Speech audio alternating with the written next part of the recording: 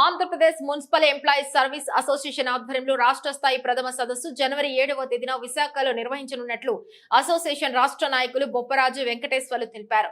గురువారం జీవీఎంసీ ప్రధాన కార్యాలయంలోని municipal association ప్రతినిధులతో కలిసి కార్యక్రమ పోస్టును ఆవిష్కరించారు. అనంతరం ఆయన మాట్లాడుతూ రాష్ట్ర వ్యాప్తంగా ఉన్న 17 మున్సిపాలిటీలలో ఉద్యోగుల పెండింగ్ సమస్యల పరిష్కారానికి తమ వంతు బాధ్యతగా కృషి చేస్తామన్నారు. ఈ కార్యక్రమంలో యూనియన్ నాయకుడు వామనరావు, అప్పలరాజు తదితరులు పాల్గొన్నారు.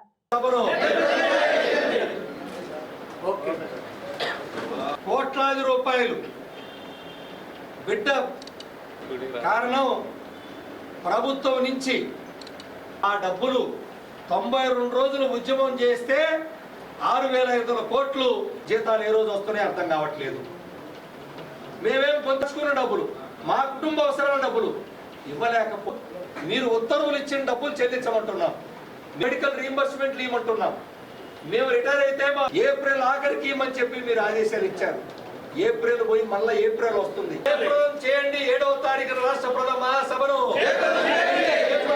మున్సిపల్ ఉద్యోగుల రాష్ట్ర ప్రథమ మహాసభను ఉద్యోగస్తులందరూ కూడా సంఘటితంగా ఏర్పడి మన సమస్యలు సాధించుకోవడానికి ఈ యొక్క వేదిక ఏర్పాటు చేయడం జరిగింది. ఏపీ జేఏసీ అమరావతి బొప్పరాజు వెంకటేశ్వర్లు గారి నాయకత్వంలో ఒక శక్తిగా ఉన్న ఏపీ జేఏసీ అమరావతి ఆధ్వర్యంలో నడుస్తున్న ఈ సంఘం తప్పకుండా ముందుకు వెళ్ళి మా మున్సిపల్ ఉద్యోగుల సమస్యలన్నిటికీ కూడా పరిష్కార వేదికగా ఉంటుందని చెప్పి తెలియజేస్తున్నాము. ప్రతి ఉద్యోగి కూడా నలుమూలల నుంచి ఈ యొక్క సమావేశానికి విచ్చేసి జయప్రదం చేయవలసిందిగా కోరుతున్నాం. రాష్ట్రంలో ఉన్నటువంటి 17 మున్సిపల్ కార్పొరేషన్లో ఉన్నటువంటి మున్సిపల్ ఉద్యోగుల యొక్క దీర్ఘకాలిక సమస్యలు పరిష్కారం కాకుండా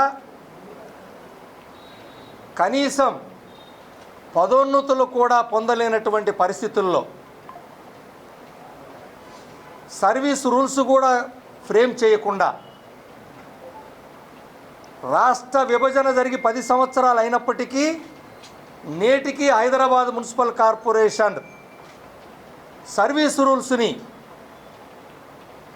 మీరు కూడా అన్వయించుకోండి అని ఇప్పటికి కూడా ప్రభుత్వాలు చెప్తున్నటువంటి పరిస్థితుల్లో కొత్తగా 5 మున్సిపల్ కార్పొరేషన్లుగా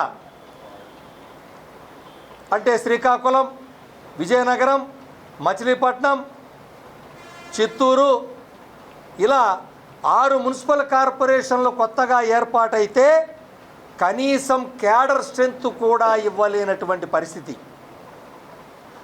క్యాడర్ స్ట్రెంత్ కూడా ఇవ్వలేదు వాళ్ళకి.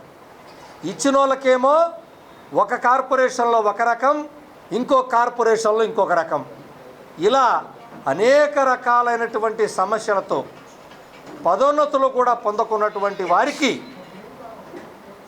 ఇందులో విభాగాలు అంటే రకరకాల విభాగాలు, మినిస్టీరియల్ సిబ్బంది, ఇంజనీరింగ్ సిబ్బంది, అదేవిధంగా టౌన్ ప్లానింగ్ సిబ్బంది, అదేవిధంగా శానిటేషను, మెడికల్ అండ్ హెల్త్, ఇలా పబ్లిక్ హెల్త్, ఇలా రకరకాల సెక్టార్స్ ఉన్నందువల్ల వారిలో ఎవరికి వాళ్ళు సంఘాలు పెట్టుకొని విడివిడిగా ఉన్నందువల్ల వాళ్ళ ప్రయోజనాలు దెబ్బతింటున్నాయని గ్రహించి ఇటు జీవీఎంసీ నాయకత్వం, ఇటు విజయవాడ మున్సిపల్ కార్పొరేషన్ నాయకత్వం కలుసుకొని, ఎందుకంటే పెద్ద కార్పొరేషన్లుగా వీళ్ళు కలుపుకొని మిగిలిన 15 మున్సిపల్ కార్పొరేషన్లు కూడా ఏకం చేసుకొని